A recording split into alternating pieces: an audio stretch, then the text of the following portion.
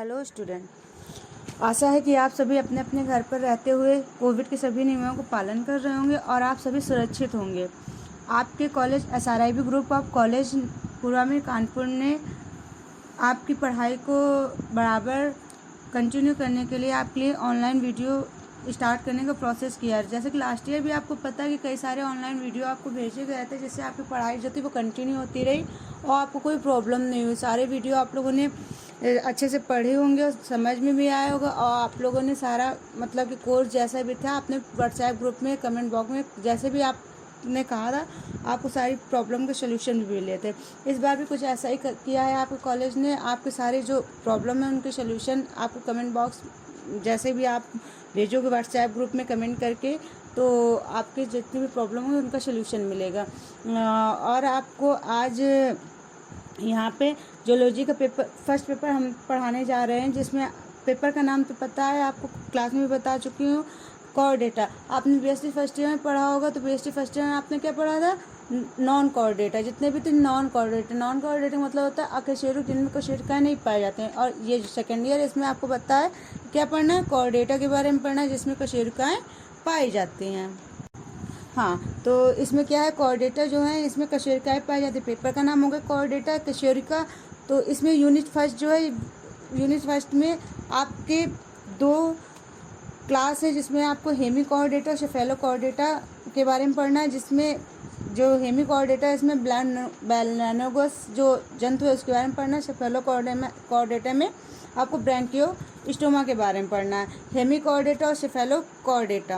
Hemy core data जो जंतु होते हैं वो तो आपको पता ही है कि ये सरल समुद्री जंतु होते हैं जो समूहों में रहते हैं और स्वतंत्र अवस्था में पाए जाते हैं। आपको मैंने क्लास में भी बताया है कि जो हेमी कोर डेटा जंतु होंगे वो सरल होते हैं, समुद्री होते हैं, मतलब कि सी में समुद्र में पाए जाते हैं और नॉर्मल देखने में नॉर्मल होते हैं। इनमें पूँछ नहीं होता है और आपका पूँछ हो गया, कंकाल पेशियाँ वगैरह नहीं पाया जाता। अब आते हैं क्वेश्चन में। सबसे पहला क्वेश्चन है आपका, बेलानोगस की आहार नाल पोषण विधि एवं पाचन तंत्र का वर्णन कीजिए। जो बेलानोगस की आहार नाल होती है वो कैसी होती है, इसके बारे में आपको वर्णन करना है। सबसे पहले जो इसका पाचन तंत्र होता है बेलानोगस का, वो आहार नाल से स्टार्ट होता है और मुख, गुहा, ग्रसनी, ग्रसिका, आंत में जाकर ख़त्म होता है। मतलब बकल कैविटी में सबसे पहले स्टार्ट कहाँ से होता है? बकल कैविटी से। फिर उसके बाद आपका हो गया फेरिनेक्स, आइसोफेगस और इंटेस्टाइन में जाकर ख़त्म होता है। अब सबसे पहले देखिए क्या होता है डाइजेस्टिव सिस्टम जो इसका होता है वो आहार नाल से स्टार्ट होता है। अब बेलानोगस की आहार नाल एक सीधी नाल के समान होती है। कैसे होती है? डायरेक्ट सीधी नाल के समान होती है, जिसके एक सिरे से माउथ और दूसरा सिरा जो होता है एनस पे जाकर ख़त्म होता है। मतलब माउथ से स्टार्ट होती है और एनस से जाकर ख़त्म होती है। जैसा कि आपने सुना होगा मनुष्य में आहार नाल होती है बहुत ज़्यादा राउंडेड होती है, हाँ, मुड़ी हुई होती है, जलेबी की तरीके से कि आप मान सकते हो।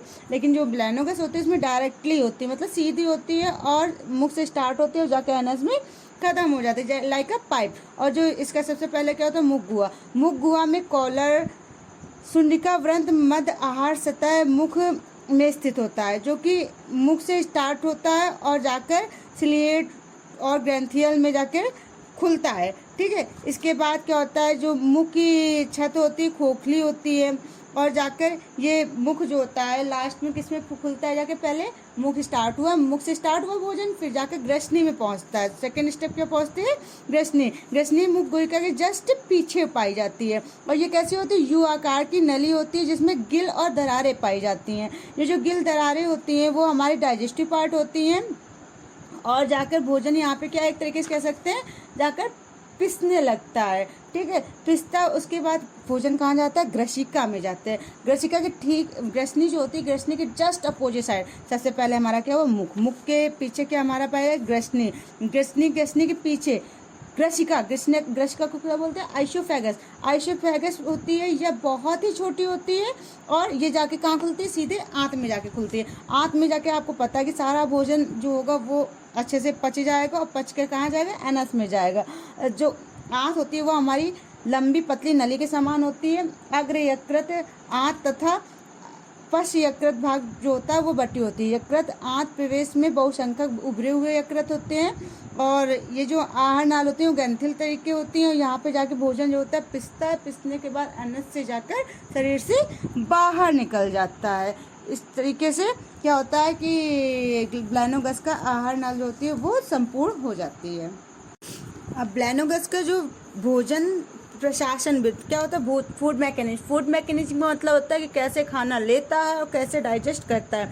सबसे पहले आपको पता होगा ब्लैनोगस जो होता है वो कार्बनिक पदार्थों को भोजन के रूप में ग्रहण करता है। कार्बनिक मतलब होता है जो डिके ऑर्गेनिक मतलब हो गया कि जो आपके वेस्टेज होते हैं, सड़े गले पदार्थ होते हैं, उनको भोजन के रूप में शरीर के अंदर लेता है। और ये अपने सिलिया जो इसमें सिलिया पाए जाते हैं उनसे भोजन को शरीर के अंदर लेता है। ठीक है, इसके जो दैहिक सिलिया होते हैं वो भोजन को एकत्र कर लेते हैं, मतलब जो डेली यूज वाले होते हैं वो पहले भोजन को एकत्रित कर लेते हैं और परिणाम स्वरूप क्या होता है, खुले हुए मुखधारा के अंदर प्रवेश कर जाते हैं। जो इसमें कांटेनुमा संरचना पाई जाती है अगल बगल, वो पहले भोजन को पकड़ लेते हैं, पकड़ने के बाद क्या करते हैं, मुख गुहा से अंदर कर लेते हैं।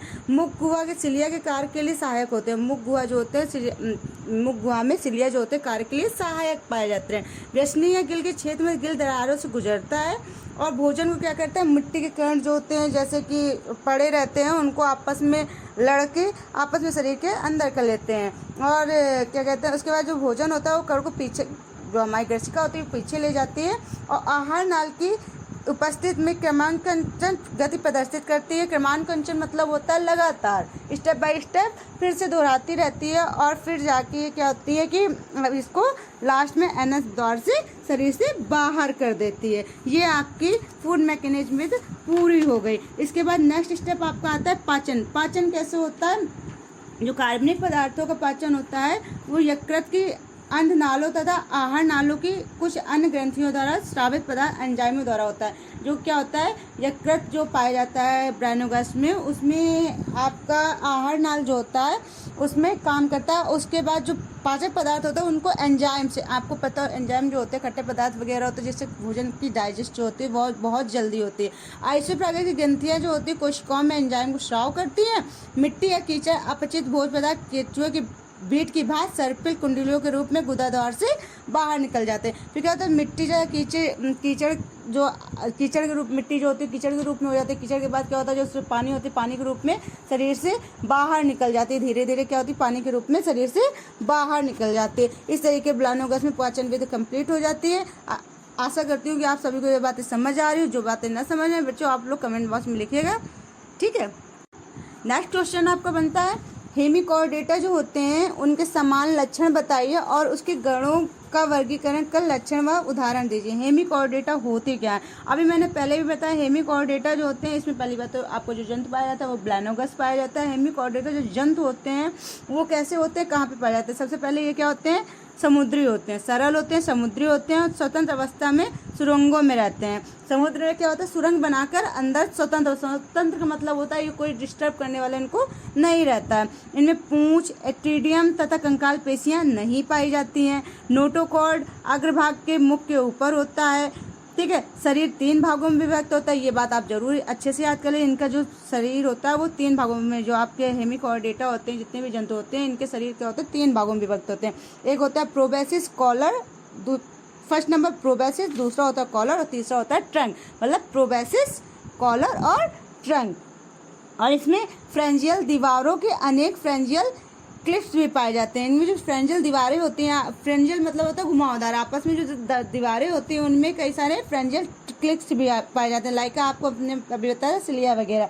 नर तथा मादा जंतु इसमें अलग अलग पाए जाते हैं। तंत्रिका तंत्र पेशियां शरीर के पृष्ठ तथा अधर तल पर एपिडर्मल सतह के अंदर पाई जाती हैं। और इसके बाद क्या होता है, जो हेमिकॉर्डेटा हमारे जंतु होते हैं इनके रक्त परिवहन तंत्र जो होता है वो सरल होता है। रक्त परिवहन मतलब नॉर्मल सा पाया जाता है, ज़्यादा दिक्कत नहीं। इसमें पृष्ठ और अधर वक्री नलिका पाई जाती हैं। उसके बाद जो हेमिकॉर्डेटा होते हैं इनके वर्ग जो होते हैं निम्नलिखित होते हैं। पहला जो वर्ग होता है वो हमारा क्या होता है, एंट्रोप्लेनुसेटा। एंट्रोप्लेनुसेटा अच्छे से बोलिएगा बच्चों, अच्छे से याद करिएगा, क्योंकि जूलॉजी में थोड़े से बॉटनी जूलॉजी में जो वर्ड है टिपिकल रहते हैं, लेकिन अगर आप अच्छे से याद करोगे तो याद हमेशा के लिए हो जाएंगे।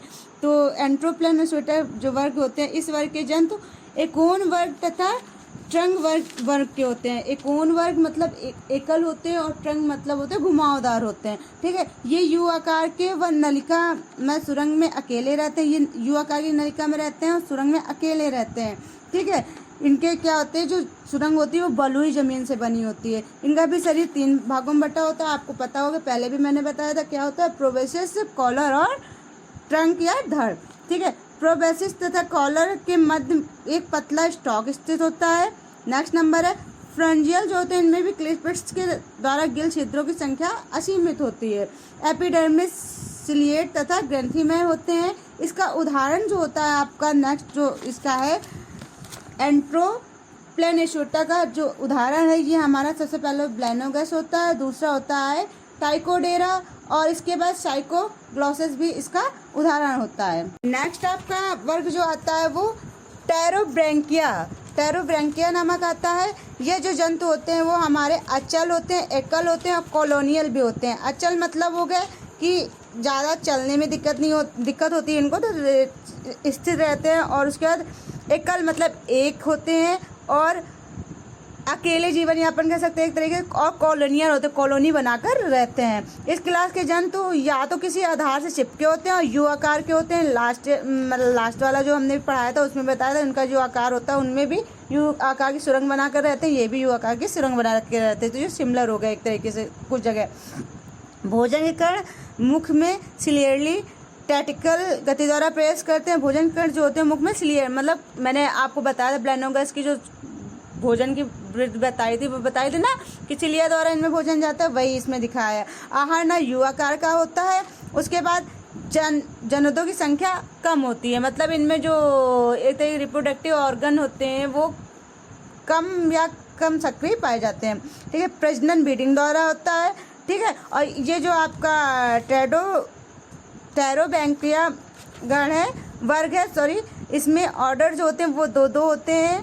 पहला जो होता है सिफेलोस्पिडा नामक ऑर्डर होता है, दूसरा होता है रैप्टोप्लूरा। सिफेलोस्पिडा जो नामक होता है इसका जो जंतु होता है वो हमारा सेफेलोडिस्कस होता है और दूसरा होता है एटुबेरिया। मतलब सिफेलोस्पिडा जो नामक आपका ऑर्डर है, इसमें जो उदाहरण होता है सबसे पहले सिफेलोडिस्कस होता है, दूसरा एटुबेरिया होता है और दूसरा जो रैप्टोप्लूरा होता है, इसमें जो आपका एग्जाम्पल होगा वो रैप्टोप्लूरा ही होगा। नेक्स्ट वर्ग आपका होता है प्लैक्टोस्पिरोराइडिया।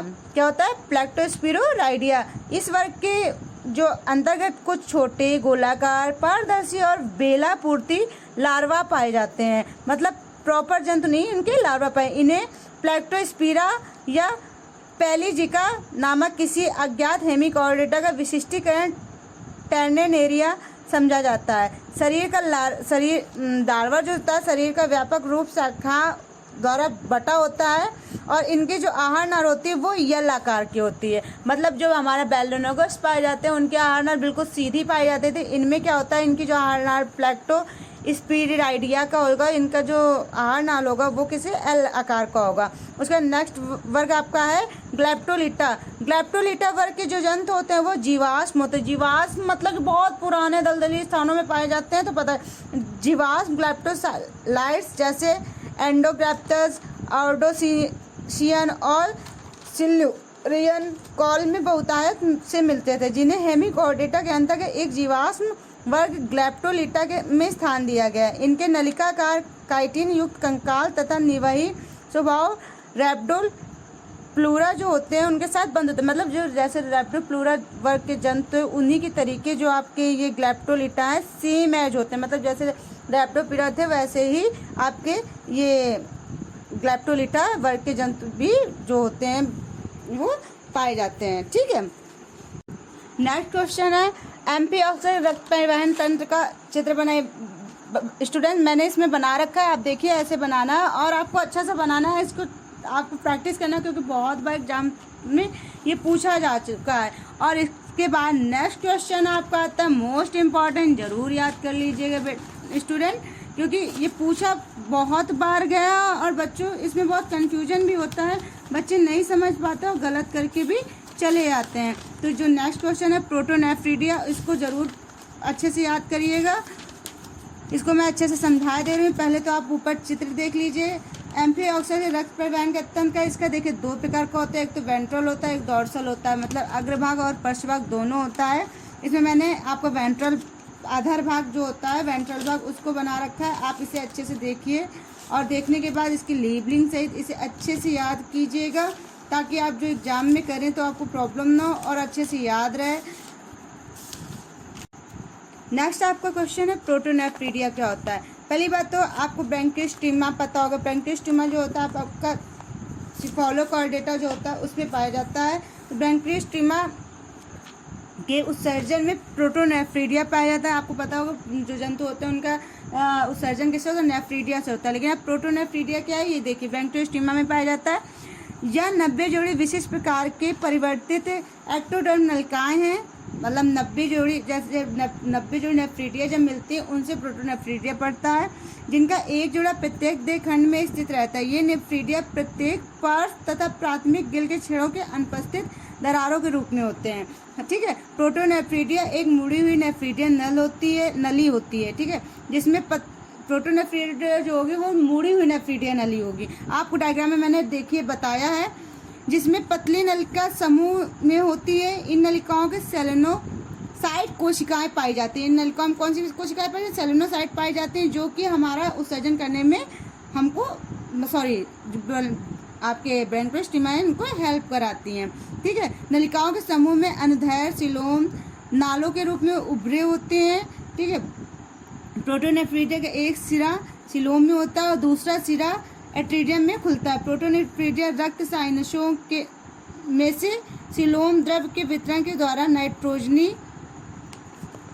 अपशिष्ट सोखते हैं और द्रव को एट्रिडियम में छोड़ देते हैं। देखिए आपको समझ में आ गया ना, द्रव को जो होगा लास्ट में वो उत्सर्जित कर देंगे, शरीर से बाहर निकाल देंगे। और प्रोटोनेफ्रीडिया मैंने बच्चों डायग्राम भी बनाया, इसको बहुत अच्छे से पढ़ लेना, याद कर लेना, काफ़ी आता भी है। जो क्वेश्चन ना है मुझसे आप कमेंट बॉक्स में कमेंट करके पूछ सकते हैं। ठीक है, इसके बाद स्टूडेंट मैंने आपको कुछ क्वेश्चंस दिए हैं, इनको आप लोग सॉल्व कीजिएगा। सॉल्व करने के बाद अगर कुछ नहीं आता है तो मुझसे से पूछिएगा और सॉल्व ज़रूर करिएगा, क्योंकि बेटे इस समय थोड़ा सा पढ़ाई में ध्यान लगाइए, इधर उधर की बातों में दिमाग मत लगाइए।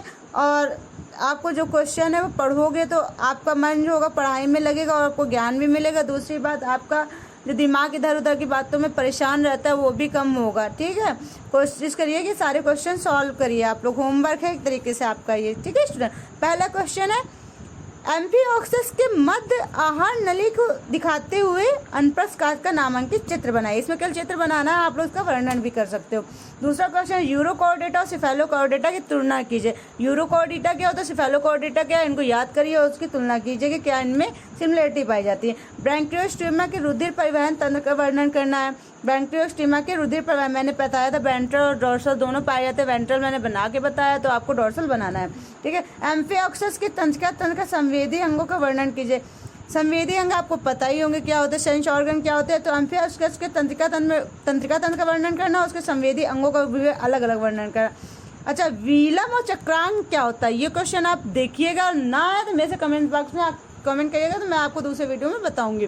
ठीक है, उसके बाद मुख ढपना है, मोस्ट इंपॉर्टेंट क्वेश्चन रहता है, बहुत ज़्यादा। आप ये भी बहुत अच्छे से पढ़िएगा। मुख ढपना विधि क्या होती है, ये एम्फीऑक्सस में पाई जाती है, मैं आपको बता दे रही हूँ। और कैसे क्या रहती है पहले पढ़िएगा फिर बताइएगा। उसके बाद एम्फीऑक्सस की संगोत्रता क्या होती है, इसका भी आपको वर्णन करना है। स्टूडेंट इतने 7 क्वेश्चन है, 7 को आपको सॉल्व करना है। नेक्स्ट वीडियो से पहले मुझे कमेंट बॉक्स में कमेंट करना, नहीं आता तो बताना, आता है तो आपको सॉल्व करना और याद करना है। जब कॉलेज खुलेंगे तो अगर एग्जाम होते